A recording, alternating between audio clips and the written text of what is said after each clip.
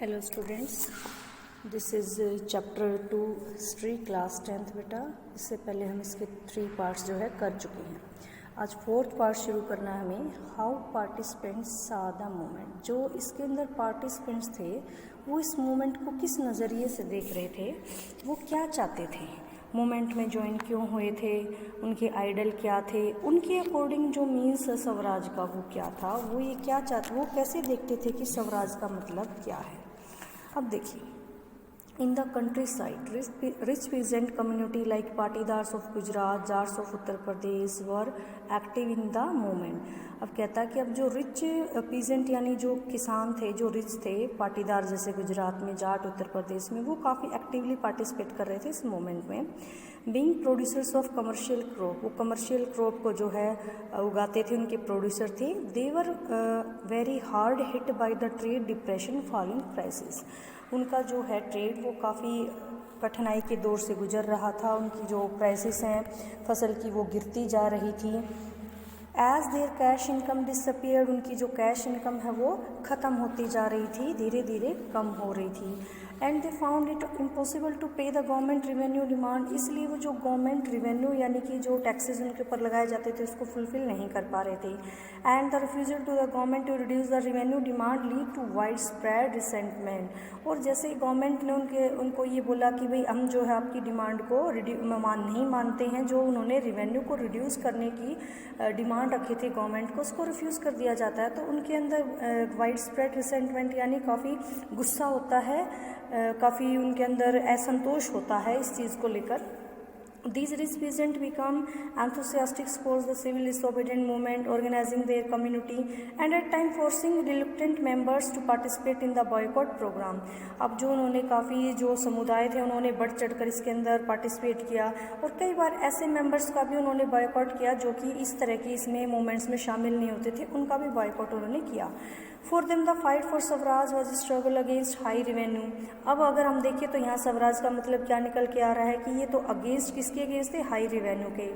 But they were deeply disappoint when the movement was called off 1931। लेकिन जब उनको गहरी निराशा होती है जब इस मूवमेंट को वापस ले लिया जाता है, और क्यों, without the revenue rate being revise, और उनका जो रिवेन्यू रेट था वो नया नहीं होकर आया, यानी रिवाइज कम होकर नहीं आया था, इसलिए उन लोगों के अंदर काफ़ी गुस्सा था।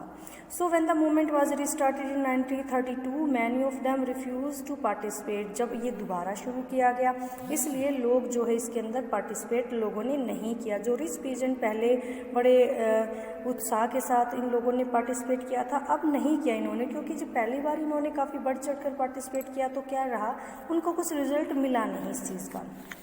नेक्स्ट क्या कहता है, the poor peasantry were not just interested in the lowering of the revenue demand.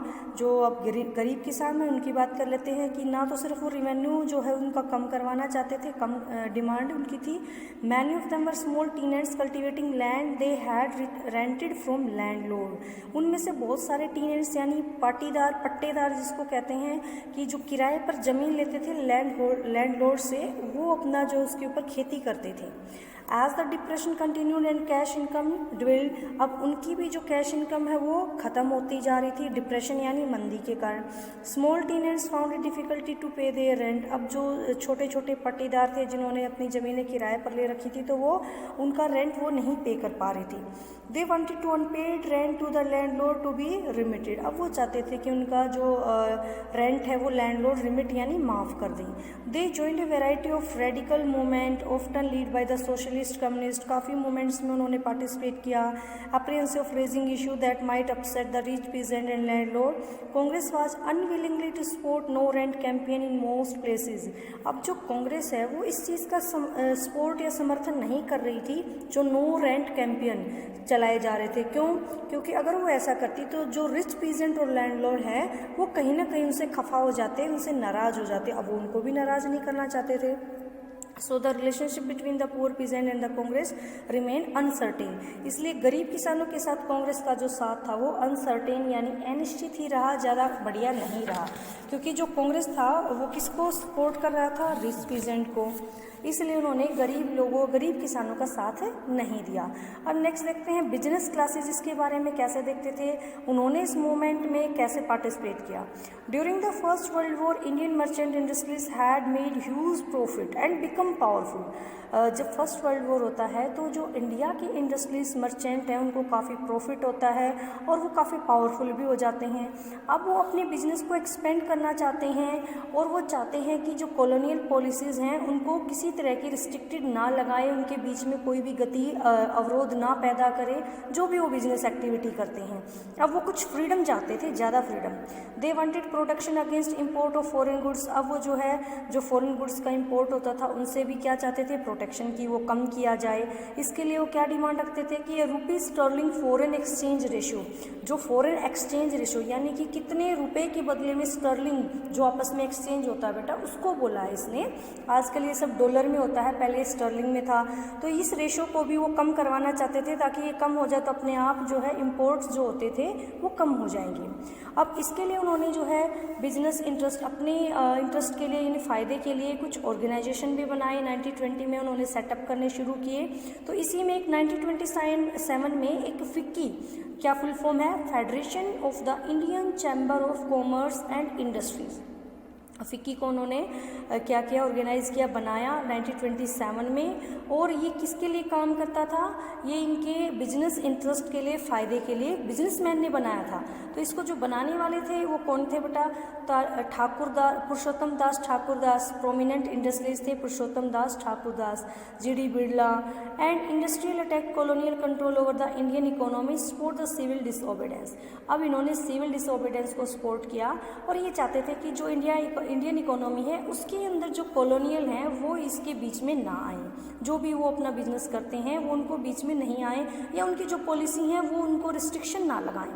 They give financial assistant and refuse to buy और सेल इम्पोर्ट गुड्स। अब उन्होंने जो फाइनेंशियली भी इस जो सिविल डिसओबीडेंस मूवमेंट इसको सपोर्ट किया, यानी पैसा लगाया, जहाँ लोगों को नीड थी पैसे की वहाँ पैसा लगाया इसको सपोर्ट करने में। और इम्पोर्ट रिफ्यूज़ कर दिया खरीदना और बेचना जो भी इम्पोर्टेड जो बाहर से आई हुई चीज़ें थी उनको।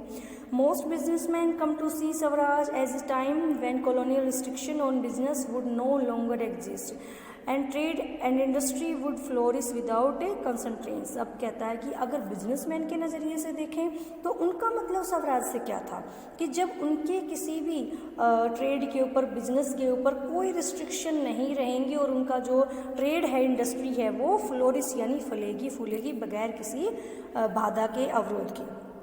But after the failure of Round Table Conference, business groups were no longer uniformly enthusiastic. They were apprehensive of spread of militant activities and worried about prolonged disturbance of business as well as the growing influence of socialists among the younger member of the Congress. लेकिन जैसे ही second round table जो था वो fail हो जाता है, उसके बाद जो बिजनेस क्लासेस के ग्रुप के लोग थे वो जैसे पहले एक एंथुसियाज्म यानी उत्साह के साथ काम कर रहे थे वो नहीं बना रहता है। अब जो एक्टिविटीज़ हो रही थी वो मिलिटेंट यानी उग्र हो चुकी थी। और कुछ इन लोगों को ये भी डर था कि जो ये बिजनेस के अंदर है डिस्टर्बेंस न पैदा कर दे, जैसे कुछ यंगर लीडर थे कि वो ज़्यादा सोशलिस्ट यानी समाजवाद की ओर अग्रसर थे। यानी जब समाजवाद होता है तो उस टाइम पर क्या होता है कि आप अपना जो बिजनेस है या कुछ इस तरह है वो सब नहीं, वो फिर सब गवर्नमेंट के अंडर चला जाता। वो इस चीज़ से भी परेशान थे कि कहीं ये सारी चीज़ें हमसे छीन न ली जाएं। तो अब जो है नेक्स्ट देखिए द इंडस्ट्रियल वर्किंग क्लासेस। अब हम वर्किंग क्लास की बात करें, वो तो इंडस्ट्रीज थे, अब उनके अंदर जो काम करने वाले थे उनके बारे में बात करते हैं। Did not participate in the civil disobedience movement in large member except in the Nagpur region. Nagpur region को छोड़कर अब जो बाकी थे उन्होंने काफ़ी जो है संख्या में इसके अंदर पार्टिसिपेट किया। As the industries come closer to the Congress workers stay aloof. Aloof का मतलब दूरी बनाना। जब कांग्रेस के अंदर इंडस्ट्रियलिस्ट ज़्यादा क्लोज हो गए तो जो वर्कर थे उन्होंने दूरी बना ली। अब देखो दोनों में से एक ही हो सकता है। अगर पार्टी इंडस्ट्रियलिस्ट का साथ दे रही है तो नो डाउट कि वो इंडस्ट्रियलिस्ट का फ़ायदा चाह रही है। दैट मीन्स कि जो वर्कर हैं वो उनकी डिमांड को नहीं मानेगी, नहीं सुनेगी। अगर वो वर्कर की डिमांड को सुनती है, मानती है, तो जो इंडस्ट्रियलिस्ट हैं वो उनसे दूर हो जाते हैं। अब दोनों में से अगर एक चुनना है तो वो इंडस्ट्रियलिस्ट को चुन रहे हैं। क्यों? क्योंकि वो तो उनको फाइनेंशियली भी सपोर्ट कर सकते हैं।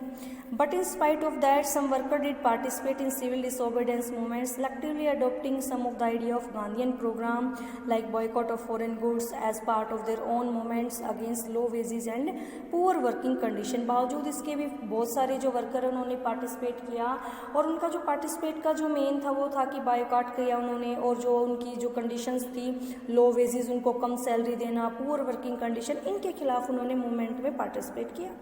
There were strikes by railway worker in 1930 and dock worker in 1932। Railway worker आप सबको पता होगा, स्ट्राइक यानी वो हड़ताल होती है, और डोक वर्कर होता है बेटा जो शिप पर काम करने वाले जो होते हैं ना, उनको बोला जाता है डोक worker. In 1930,000 of worker in छोटा नागपुर टीन माइंस, जो टीन माइंस में छोटा नागपुर में काम करने वाले लोग होते हैं वो भी क्या करते हैं, पार्टिसिपेट करते हैं। गांधी कैप कैसे करते हैं वो वोर Gandhi cap and participate in the protest rally and boycott campaign. Gandhi की जो टोपी है उसको लगा करके और बहुत सारे बॉयकॉट प्रोग्राम्स में, रैलीज में, कैंपेन में अपना पार्टिसिपेट करते हैं। But the Congress was reluctant to include workers demand as part of its program of struggle. अब जो कांग्रेस थी वो बार बार पीछे हट रही थी। रिलुक्टेंट का मतलब पीछे हटना, हिचकिचाना, कि अगर उन्होंने वर्कर्स का साथ दे दिया तो जो इंडस्ट्रियलिस्ट हैं कहीं वो उनके एंटी ना हो जाए, उनके खिलाफ ना हो जाए, या कहीं नाराज ना हो जाए, वो अपने आप को एलाइनेटेड यानी बेगाना ना समझने लगे, जबकि वो साथ एक्चुअल में किसका देना चाहते थे, इंडस्ट्रियलिस्ट का देना चाहते थे। Another important feature of civil disobedience movement was the large scale participation of women। अब हम वुमेन की बात कर लेते हैं कि वुमेन ने कैसे पार्टिसिपेशन किया। अब कहते हैं कि during Gandhi ji salt march thousand of women come of their homes to listen him. Gandhi ji को सुनने के लिए बहुत सारी जो औरतें थी वो आ जाती थी। उन्होंने काफ़ी मार्च में पार्टिसिपेट किया।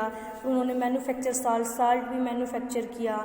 यानी अब जो है वुमेन भी बढ़ चढ़ कर इस चीज़ में पार्टिसिपेट कर रही थी। Picketed foreign cloth, liquor shop, many went to jail, काफ़ी जगह तो वो जेल भी गई। Urban area these women were from high caste family, rural area come from rich peasant household. ऐसा नहीं है कि वो सब गरीब महिलाएं थी, हाई जो सोसाइटी की फैमिली थी, हाई कास्ट फैमिली थी, वो उनसे बिलोंग करने वाली थी। Moved by Gandhi ji call they began to see service the nation as a sacred duty of women. जैसे ही गांधी जी उनको बुलावा भेजते यानी कि गांधी जी का आह्वान होता तो वो सब कुछ छोड़ करके ये सोच करके आती कि जो नेशन के प्रति उनकी ड्यूटी है वो हमारी भी है, पहली ड्यूटी है, पवित्र जो ड्यूटी है वो उनकी औरतों की भी है। उसके बावजूद जो कांग्रेस थी उसके अंदर उनको वो जगह नहीं मिली जैसे कि वो चाहती थी। उसके जो गांधी जी इसके व्यूज़ थे वो क्या थे, देखिए, yet this instead public role did not necessarily mean an radical change in the way of position of women was visualized। इतना करने के बाद भी जो रेडिकल कम्युनिटी होती है वो भी इसको चेंज में नहीं देखती कि वुमेन भी अब चेंज हो रही हैं, आगे आ रही हैं, वो उनको उस तरह से नहीं देखना चाहते। उनकी लाइफ में कोई चेंज नहीं आता इतना सब करने के बाद।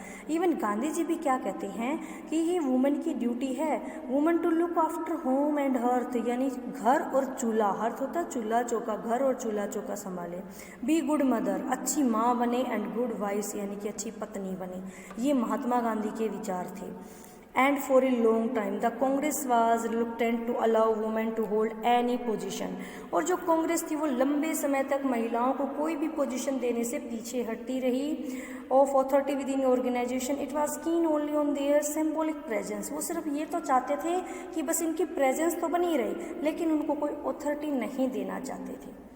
नेक्स्ट देखिए, the limits of civil disobedience. Limits का मतलब इसमें जो कमियां रही वो कहाँ कहाँ रही, हमें उसके बारे में देखना है, जो इसकी कमी थी। देखिए बेटा, not all social group were moved by the abstract concept of Swaraj, one such group was the nation untouchable. अब एक नई और जो ग्रुप था ना उसके बारे में बात करते हैं। वो कौन सा ग्रुप था, अनटचेबल का।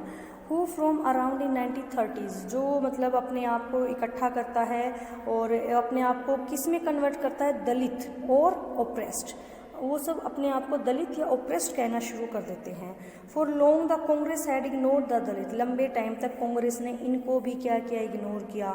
For fear of offending the Sanatanis the conservative high caste Hindu, क्यों किया, इसके पीछे रीजन था क्योंकि कांग्रेस के अंदर जो सनातन प्राचीन जो धर्म मानने वाले लोग थे, कंजर्वेटिव क्या होता है, रूढ़िवादी लोग, जो हाई कास्ट हिंदू थे, रूढ़िवादी थे, उनकी वजह से काफ़ी लंबे समय तक कांग्रेस जो है इससे दूरी बनाए रखी जो दलित थे इनसे, कि कहीं ये ना नाराज हो जाए। But Mahatma Gandhi declare that swaraj would not come to be 100 years if the untouchability was not eliminated. कहता है कि अगर इसको एलिमिनेट नहीं किया गया, कि इसको अनटचेबिलिटी को ख़त्म नहीं किया गया, तो चाहे 100 साल लग जाए हमें आज़ादी नहीं मिल सकती, ऐसा गांधी जी मानते थे। अब गांधी जी ने अनटचेबल की जगह उनको हरिजन बुलाना शुरू कर दिया।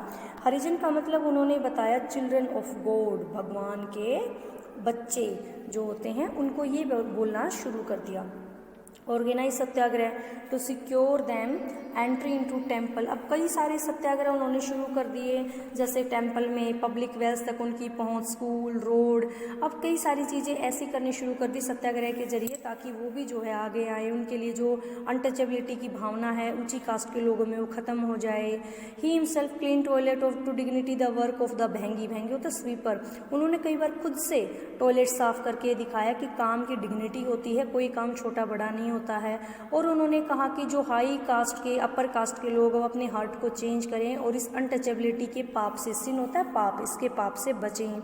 But many Dalit leader were keen on a different political solution to the problem of community, लेकिन जो लीडर थे, दलित लीडर थे, वो इस प्रॉब्लम का एक अलग से सॉल्यूशन चाहते थे। They began organizing themselves demanding reserve seat in education institution, separate electorate that would choose Dalit member for legislative council. वो क्या चाहते थे कि जो एजुकेशनल इंस्टीट्यूशन में उनमें रिजर्वेशन मिल जाए, फिर उसके बाद जो इलेक्टोरेट यानी कि जो आपका इलेक्शन होता है वो उनका सेपरेट यानी अलग से होना चाहिए लेजिस्लेटिव के लिए। Political empowerment they believe would resolve the problem of their social disability, सिर्फ वो सोचते थे कि जो ये सामाजिक असमानता उनके आई है, अयोग्यता, इसको दूर करने का सिर्फ पॉलिटिकल पावर ही एक ऐसा तरीका है। Dalit participate in the civil disobedient movement was therefore limited, particularly Maharashtra, Nagpur region, where their organization was quite strong. दलित का जो पार्टिसिपेशन था वो काफ़ी सिविल डिसोबीडियंस में लिमिटेड ही रहा, ज़्यादा उन्होंने इसके अंदर पार्टिसिपेट नहीं किया। डॉक्टर अंबेडकर वो organize the Dalit into the depressed class association, अब दलित के बाद भी अंबेडकर ने क्या इसको ऑर्गेनाइजेशन का नाम दे दिया, डिप्रेस्ड क्लास एसोसिएशन, कब 1930 में। और ये सब कब हुआ, clashed with Mahatma Gandhi at the second round table conference by demanding separate electorates for Dalit. Mahatma Gandhi के साथ जो BR अम्बेडकर है उनका टकराव होता है सेकंड राउंड टेबल के अंदर, यानी कि जब कॉन्फ्रेंस चल रही होती है उसके अंदर टकराव होता है। और वो क्या कहते हैं, जो BR अम्बेडकर उनकी डिमांड थी अलग से जो इलेक्टोरेट यानी कि जो इलेक्शन है वो अलग से दलित के लिए करवाए जाए, जबकि महात्मा गांधी ऐसा नहीं चाहते थे। When the British government considered Ambedkar demand, जबकि ब्रिटिश गवर्नमेंट ने तो अम्बेडकर की डिमांड को मान लिया। Gandhi ji began fast turn to death, लेकिन गांधी जी आमरण अनशन पर बैठ जाते हैं। वो कहते हैं कि ऐसा तो मैं किसी भी हाल में नहीं होने दे सकता कि जो दलित हैं उनके लिए अलग से ही चुनाव का जो प्रावधान है वो नहीं होने देना चाहते थे। He believed that separate electorates for Dalit would slow down the process of their integration into society. उनका मानना था कि अगर ऐसा हो जाएगा तो जो इंटीग्रेशन सोसाइटी का एक करने का काम कर रहे हैं वो तो बिल्कुल ही धीमा हो जाएगा या होगा ही नहीं। Ambedkar ultimately accepted Gandhiji's position and result was the Poona pact. Last में सितंबर 1932 में दोनों के अंदर एक पैक्ट क्या होता है बेटा, समझौता, दोनों में समझौता होता है जिसको गांधी और अम्बेडकर पैक्ट के नाम से जाना जाता है। 1932 सितंबर में हुआ था।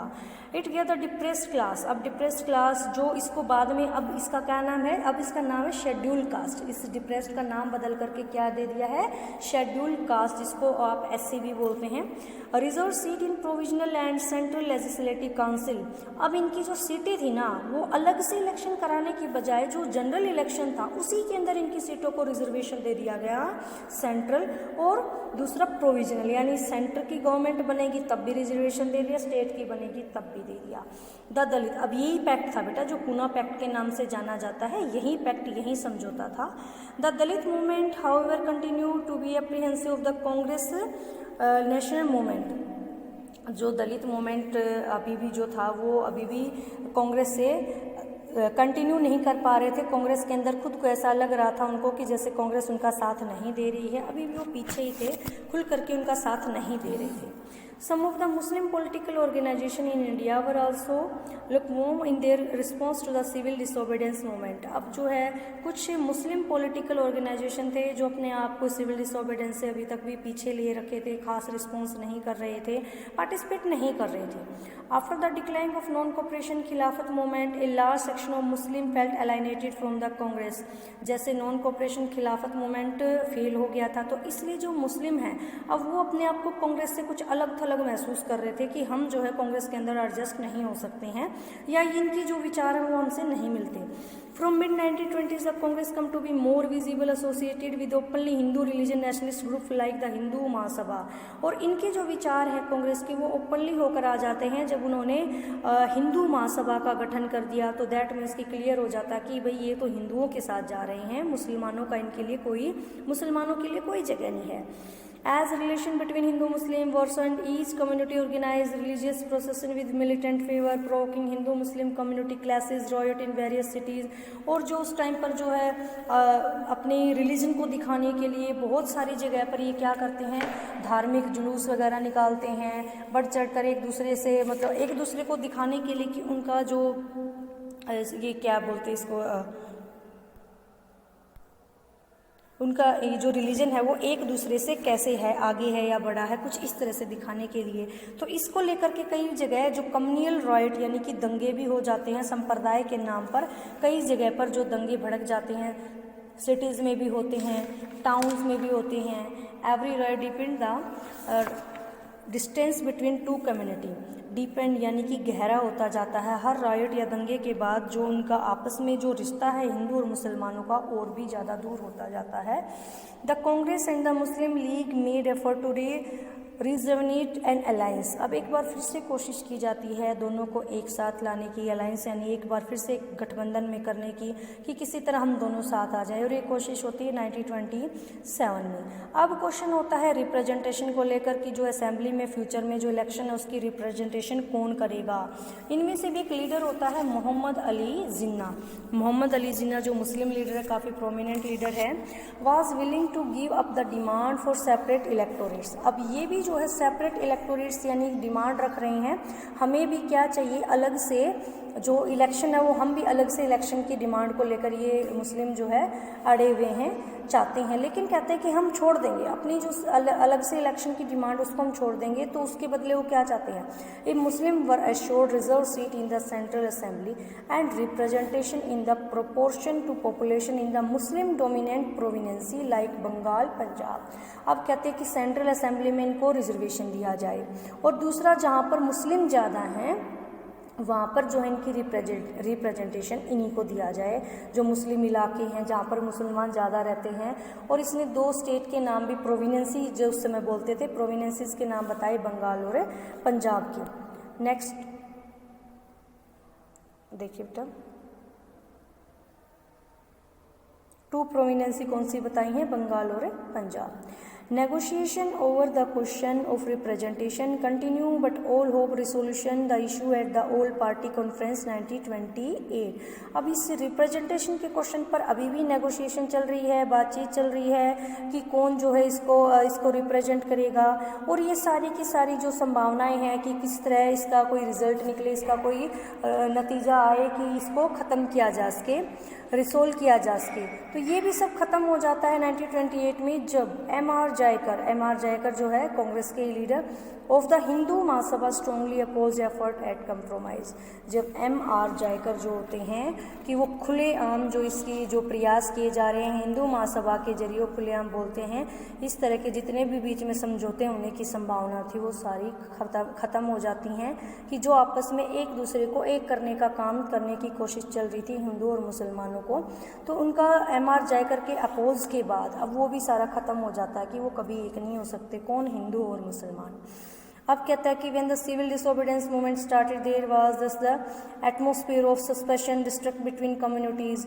अब जब सिविल डिसोबीडियंस स्टार्ट होता है तो दोबारा से क्या कहता है कि जो कम्युनिटीज़ हैं उनमें अभी भी कुछ संदेह, अविश्वास का माहौल, डिस्ट्रस्ट का माहौल बना हुआ है। Alienated from the Congress large section of Muslim could not respond to the call for a united struggle. अब जो मुस्लिम है वो इसके अंदर कोई रिस्पॉन्स नहीं कर रहे हैं, वो किसी भी तरह से जो है कांग्रेस के साथ आने को तैयार नहीं हैं। Many Muslim leader and intellectual express their concerns about the status of Muslim as a minority within Indian. अब वो क्या सोचने लगे हैं, इंडिया के अंदर रहते रहते तो वो माइनॉरिटी यानी कि उनकी जो संख्या कम है वो तो कम है, वो तो उनका जो स्टेटस है मुसलमानों का वो माइनॉरिटी में होकर रह जाएगा। और वो डरे हुए हैं, किस बात से फियर्ड है वो, कि उनका जो कल्चर और आइडेंटिटी है वो सबमर्ज यानी मिल जाएगा dominance of the Hindu majority. किसके अंदर मिल जाएगा, क्योंकि यहाँ पर तो किसकी मेजोरिटी ज़्यादा है, हिंदुओं की मेजोरिटी ज़्यादा है। तो उनके अंदर उनका ये जो खुद का जो कल्चर है, आइडेंटिटी है, पहचान है, वो ख़त्म हो जाएगी। इसके बाद हम नेक्स्ट वीडियो में करेंगे बेटा, ये नेक्स्ट जो वीडियो होगा हमारा लास्ट वीडियो होगा। ओके।